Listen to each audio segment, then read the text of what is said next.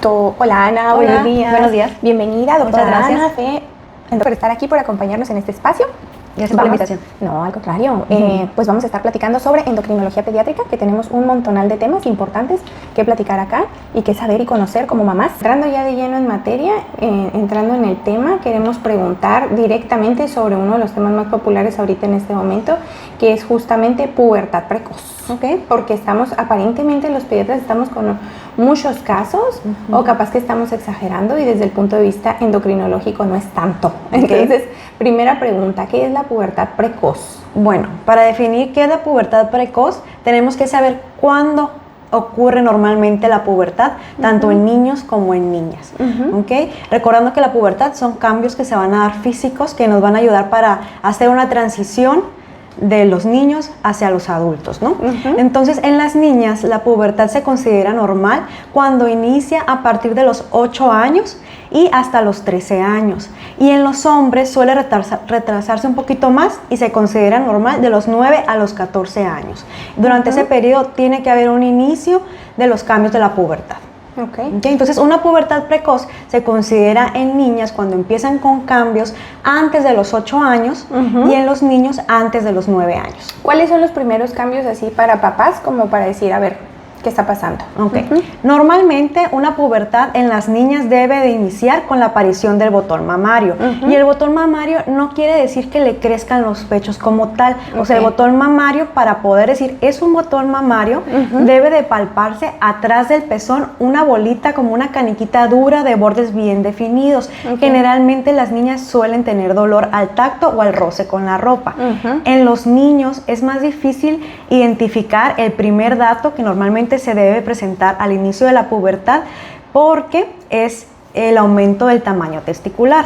Entonces ya a esa edad los niños ya son más independientes, se bañan y se cambian solos, entonces los papás pues no están revisándolos constantemente. Exacto. Esos son los datos principales de inicio de la pubertad. Hay otros que se han presentado, no sé si va a ser la siguiente pregunta. A mí me interesa mucho porque siempre les digo, a ver, si está el botón mamario en las niñas, ¿no? Estamos viendo más niñas que niños con pubertad precoz ahorita en la pediatría general, pero pienso que puede ser porque tal vez las niñas tienen a lo mejor más acercamiento o empiezan a decir me molesta, ¿no? Y los niños a lo mejor tenemos más tabú social en el cual ellos no comentan tanto con sus papás, y entonces esto hace que a lo mejor no veamos tantos niños en este momento, pero porque nos están pasando desapercibidos, ¿no? Todavía, o sea, sí hay más casos de pubertad precoz en niñas. Sí tiene mucho que ver también la comunicación, pero sí hemos visto a nivel global que hay mayor incidencia en las mujeres, y aquí cobran importancia muchos aspectos que involucran la gestación, ¿no? Entonces todo el ambiente que tiene a nivel intrauterino, todo eso se va pasando de... Nos decías que estamos viendo un aumento a nivel global y que tiene que ver factores desde la gestación. Así es. Todavía la teoría exacta de por qué se está desarrollando a edades más tempranas la pubertad todavía no la tenemos. Se ha visto un repunte después de la pandemia a nivel global, y sí, o sea, es más frecuente en las niñas, como que las niñas tienen mayor susceptibilidad que los niños al ambiente externo. Entonces aquí cobra mucha importancia del periodo de la gestación. Por ejemplo, los cambios nosotros llamamos cambios epigenéticos. ¿A qué me refiero con esto? Por ejemplo, la abuela cuando está gestando a la mamá de nuestras niñas, al momento de la mamá estar en la gestación, se están desarrollando también sus óvulos, que posteriormente pues van a ser pues los óvulos que se van a fecundar y van a dar a sus hijos. Entonces, todo lo que se expone la abuela durante el embarazo repercute en la madre y también en sus futuros hijos, ¿no? Entonces, eso se conoce como epigenética, y eso también se ha relacionado mucho con estas alteraciones hormonales que estamos viendo en las niñas desde... ¿Involucra o influye lo que la mamá come, lo que la abuelita comió, a lo que estuvo expuesta la abuelita, para que esos óvulos ya vayan como más precargados de forma diferente, que va a conducir a estos estados de alteración temprana? Así es. Son como algunas de las teorías que se tienen. Cero presión para nosotras, cero presión. ¿Y los espermatozoides, Ana? Los de nuestros bisabuelitos. Todavía no tenemos suficiente información para poder atribuirles esto, ¿no? Tanta carga. Este fenómeno. No, pues gracias por su aporte. Gracias, muy amables. Entonces, una de las cosas que también yo te quiero preguntar, nuestra alimentación desde antes de que naciéramos nosotros ya va a influir en nuestra salud y desarrollo futuro, en datos de la pubertad precoz, y en niñas y niños. Cuando tenemos olor axilar, también lo podemos sumar este dato, porque es algo muy frecuente que me dicen, le huelen las axilitas, y yo siempre les pregunto, hay otros datos como los que nos comentaban, ¿no? El botón mamario, el aumento del volumen testicular, si es solo olor axilar o si va sumado, ¿cuál es la diferencia? Me preocupa ya, te lo envío desde ahí como pediatra general, ¿qué hacemos?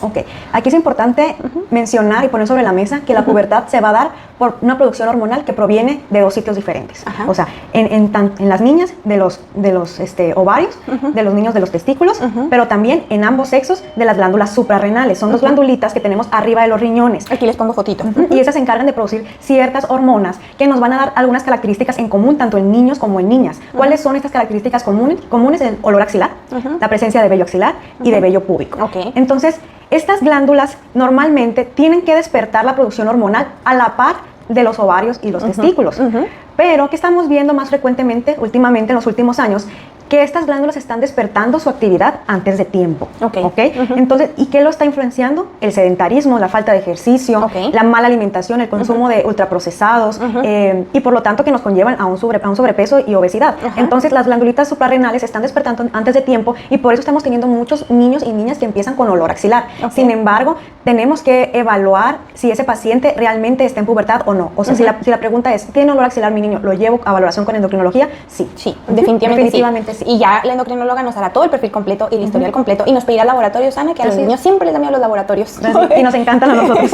Pero perdón, pues es que lo endocrinológico, ¿de qué otra forma nos va a decir la doctora si estamos con alteraciones o si simplemente es una disbiosis ahí bacteriana que genera olor axilar? ¿No? Así es, no tenemos forma de saberlo. ¿De acuerdo? Muy bien, Ana, y nos comentabas, el sedentarismo es una parte bien importante, pero por ejemplo el otro día yo estaba revisando que las mujeres actualmente nos estamos moviendo 50% menos que nuestra generación inmediata anterior, ¿no? Entonces si nosotros nos estamos moviendo menos, los niños se están moviendo menos porque tampoco estamos entrando en esa cultura de actividad física, ¿no?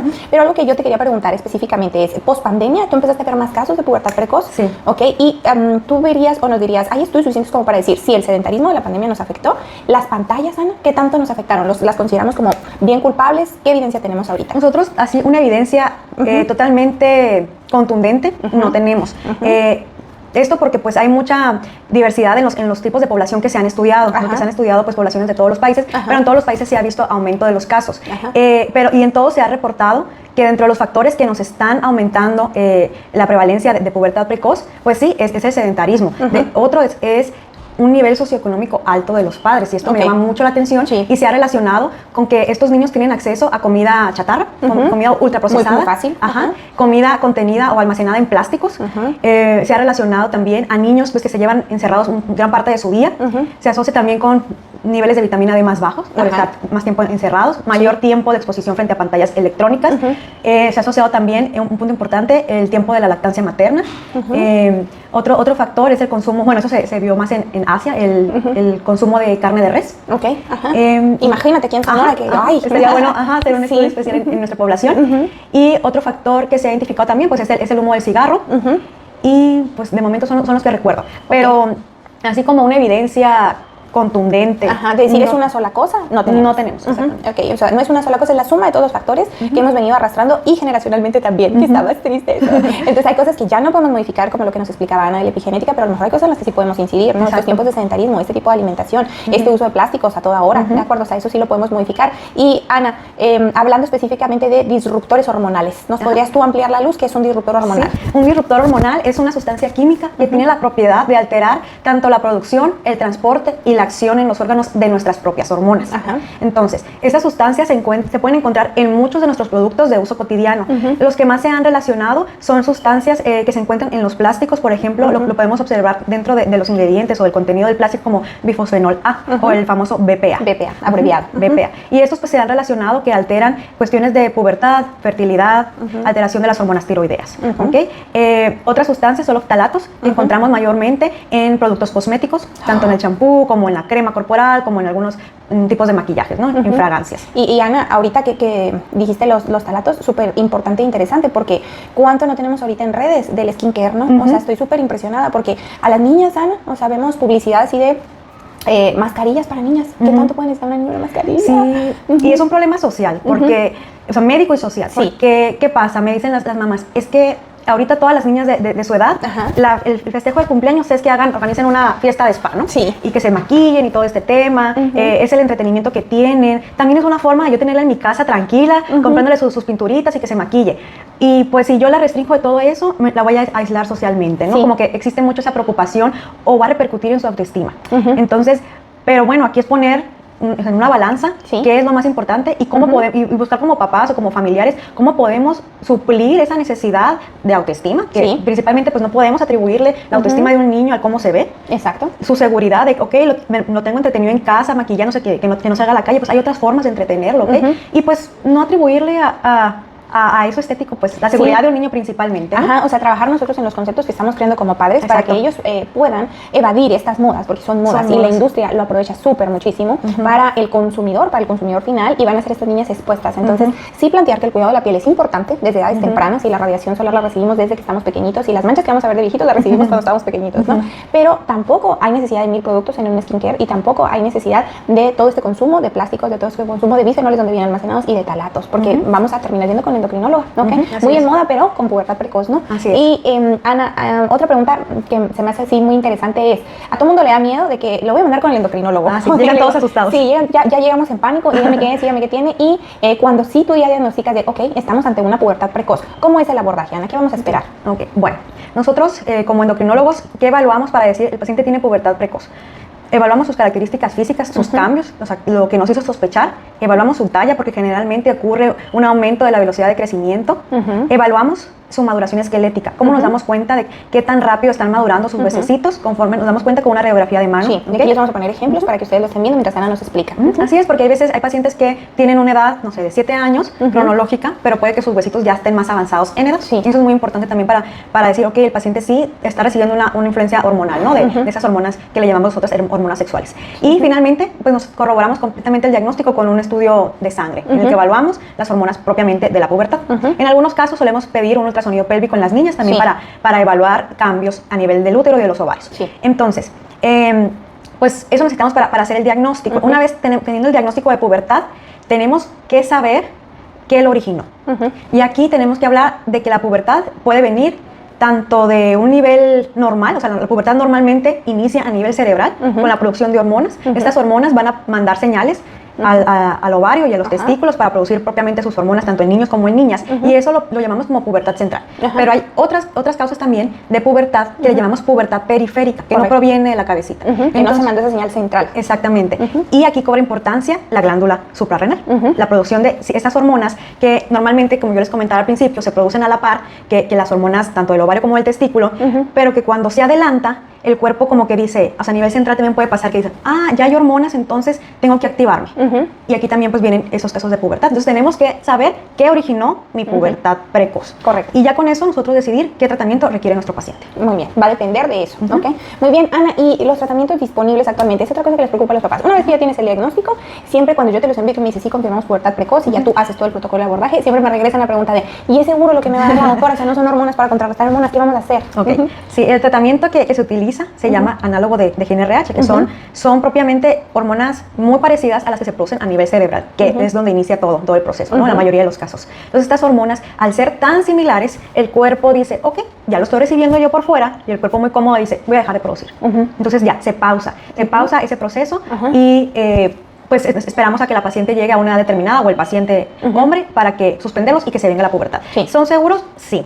¿Qué síntomas podemos encontrar en los o reacciones adversas al uso de este medicamento? La verdad que son más relacionadas al sitio de aplicación. Puede haber la presencia de rash en la piel, puede haber un poquito de aumento de volumen. Pacientes que tienen antecedente de asma nos puede originar como mayor broncoconstricción, pero se autolimita.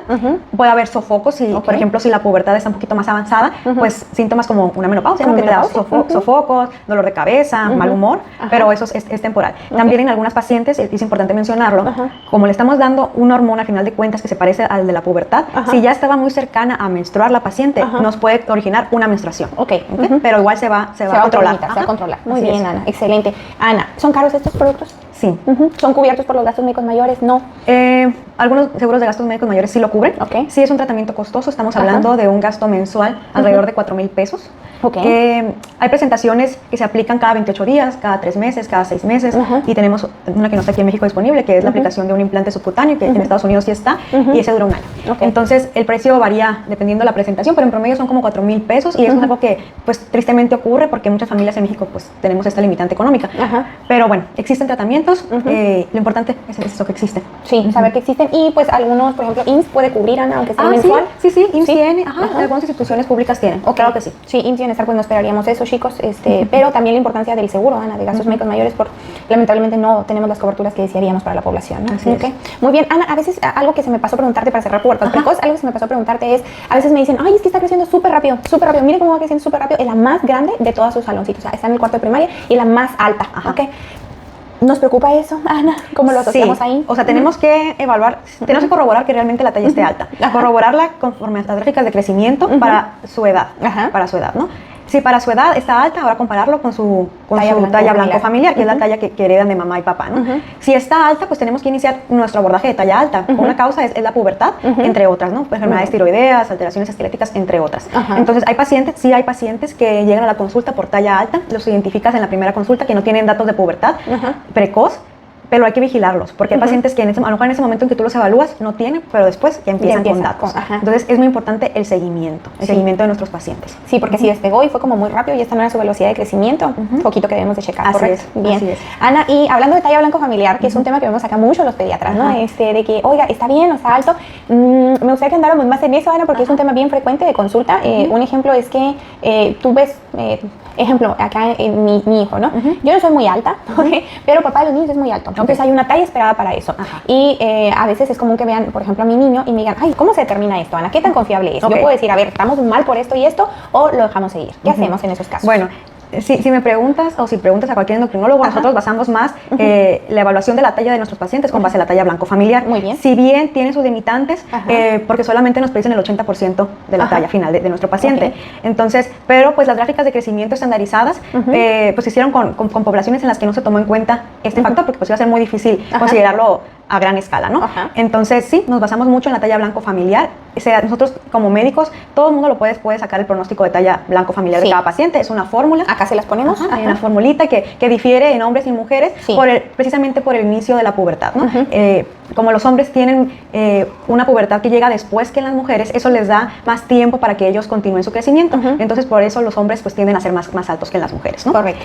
Entonces, desde ese punto. Ahora, me preocupa entonces que, por ejemplo, mi hijo no esté en el carril de talla blanco familiar o talla blanco proyectada, que esté por abajo. ¿Cuándo sí me preocupa, cuándo no? También tenemos que considerar cuál fue la talla blanco familiar de cada uno de los padres.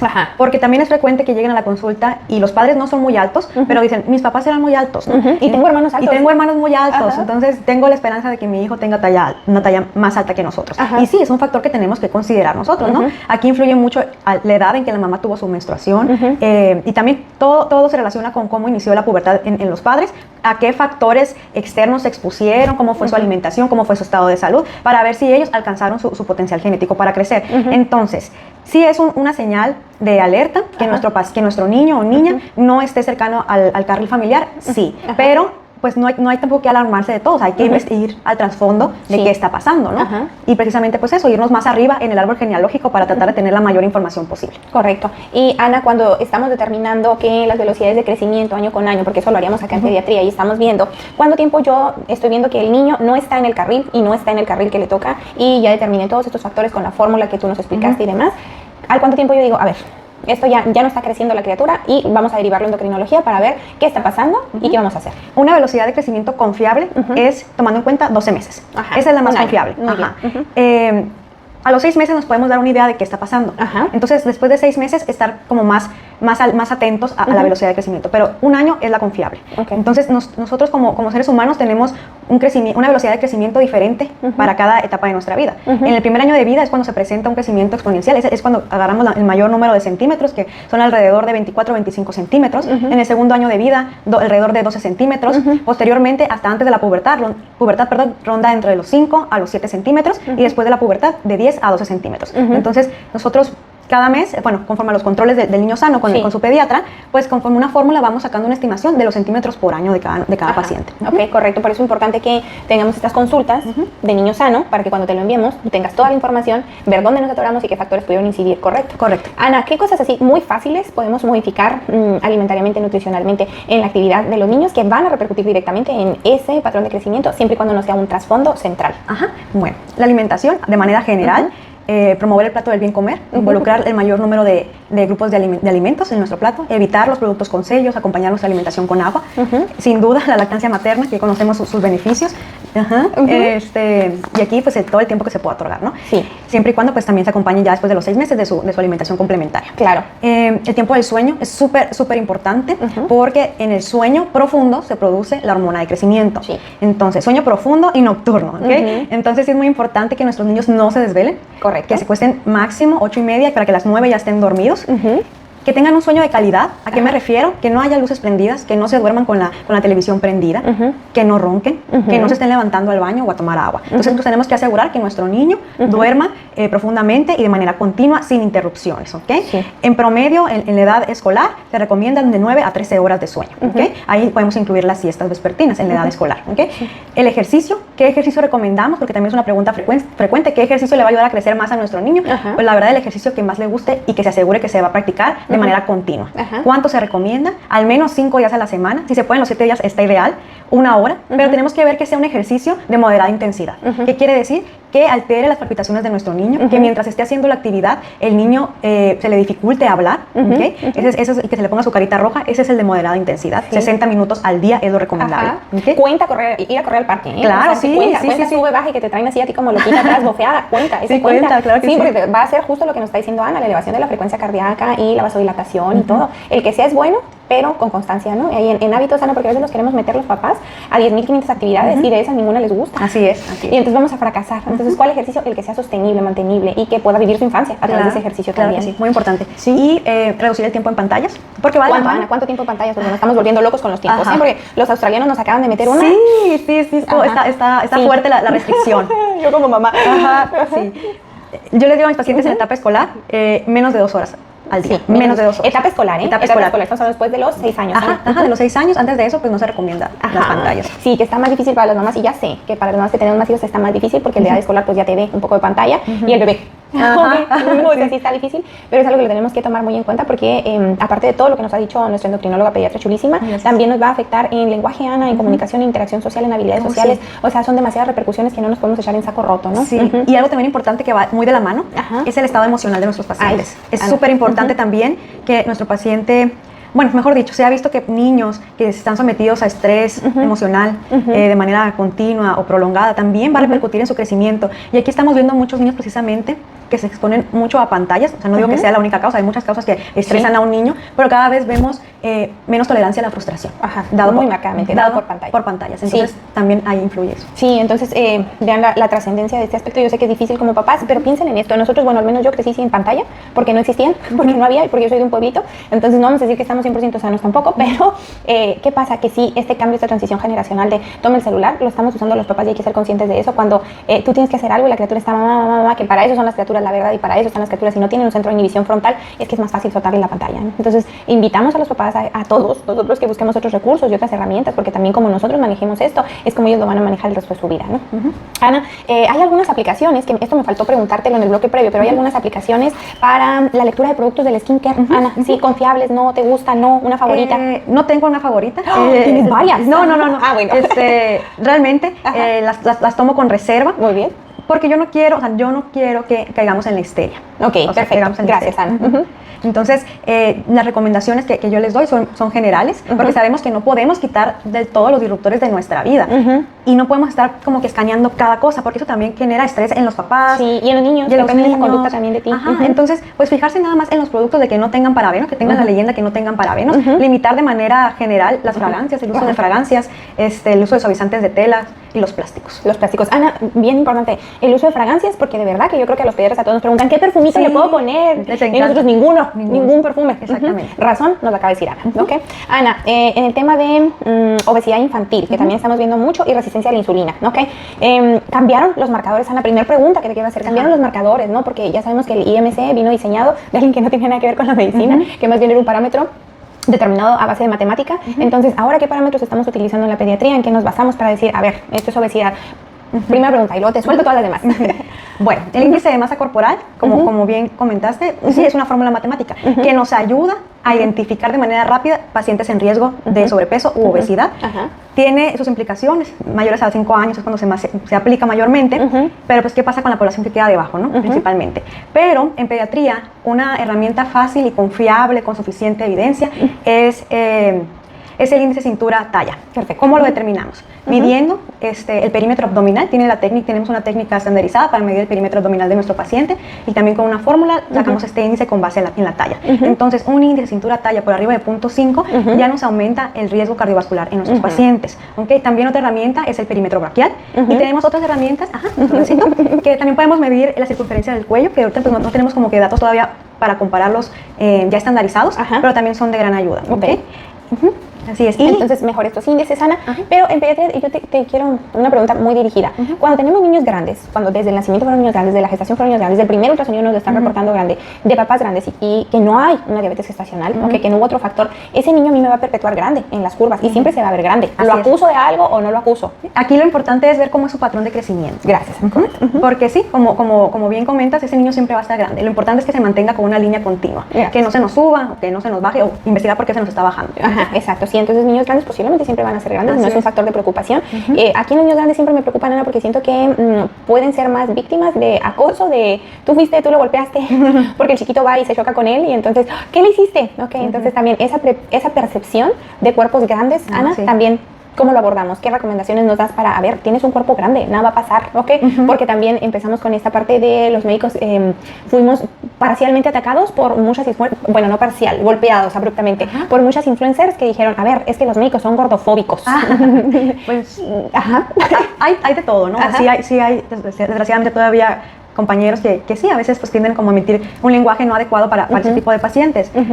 Pero pues todo va desde el que el paciente siempre esté monitorizado con su pediatra, desde edades tempranas, ir identificando datos de alarma. Si el paciente no tiene ningún factor que nos haga pensar en un problema metabólico, pues siempre explicarle, o sea, ¿estás bien? O sea, hay diversidad en el mundo, en todos los seres vivos, entonces pues también en los seres humanos. O sea. Sí, hay diversidad de formas, no está pasando nada malo. Y Ana, ¿cuándo sí la obesidad tiene una causa endocrina?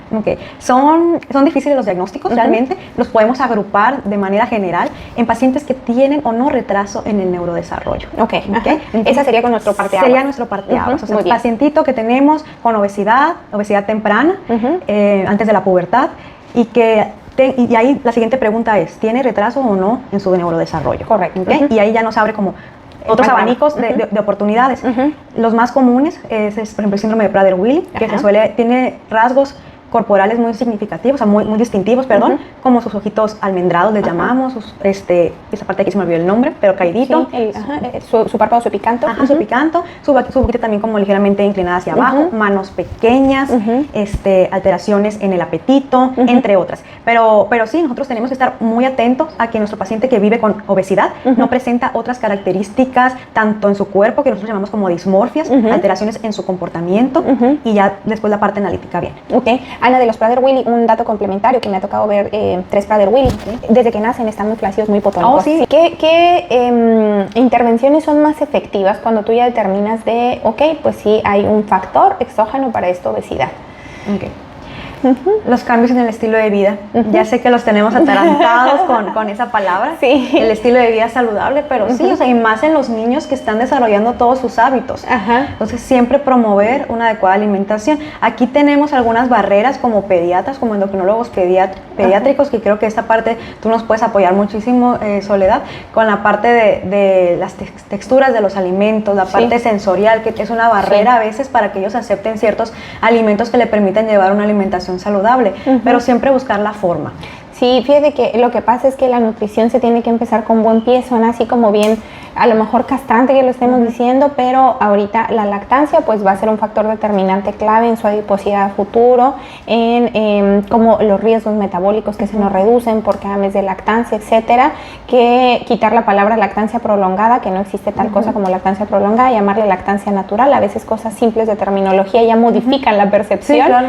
Y la otra cosa en los temas sensoriales apenas lo estamos empezando a ver, ¿no? O sea, apenas estamos aprendiendo los pediatras a ver temas sensoriales y es común que previamente empezábamos todo con papillas, entonces con papilla come fabuloso, genial, y nunca hacemos transiciones, ¿no? Y la mamá se acostumbra a que la papilla se la come bien, pero para que lleguemos al plato del buen comer y que tengamos un plato suficiente variado, atractivo, a veces el tema sensorial puede discurrir hasta en un 40% de los niños que no nos damos cuenta, y eso nos va a hacer que tenga esta predilección también por los alimentos blanditos, suavecitos, de energía rápida. Entonces hubo una causa sensorial y un trasfondo sensorial que nos llevó hasta ir a endocrinología pediátrica por un tema de sobrepeso. Así es. Claro, y es lo que veo yo, que los pacientes en mi consulta tienen mala alimentación porque no aceptan muchas texturas, ¿no? Exacto, sí. Y entonces, fíjense, fíjense lo importante que lo estamos viendo hasta allá. Quiere decir que ese niño se nos fue desde acá, desde la pediatría primaria. Una disculpa, estamos aprendiendo juntos. Estamos aprendiendo. Sí, y probablemente esto lo vamos a empezar a aprender a ver los pediatras y vamos a reducir estos riesgos para que no repercuta como tú ya lo ves, ¿no? Y Ana, para cerrar, ya te explotamos mucho, gracias. Para cerrar, en la práctica, ¿cuáles son tus diagnósticos? ¿Qué es lo que tú vas más en consulta, Ana? Desgraciadamente, obesidad, síndrome metabólico en los adolescentes, pubertad precoz. Ok, muy bien. Y alteraciones tiroideas. Ajá, y alteraciones tiroideas. Ana, ¿las alteraciones tiroideas siempre les podemos echar la culpa a lo genético? ¿O? No, también entra en parte también nuestro estilo de vida, la cuestión epigenética. Ajá. Hay diferentes tipos de enfermedades tiroideas que sí vemos también influencia del medio externo. Ok, muy bien. Ana, pues me encantó, me fascinó, nos quedaron acá 2 hojas de preguntas. No, nos quedaron nada más 10, lo hicimos bien. Yo sí que quiero platicar más con Ana. Y Ana, ¿dónde te podemos encontrar? Me pueden encontrar en mis redes sociales como derea.anafer.endocrinopedia. Aquí se los pongo. En Instagram y en Facebook. Y en mi consulta privada en el Hospital San José. Muy bien, muchas gracias Ana, gracias por todo, fabuloso quedó, ¿eh? Casi lo logramos.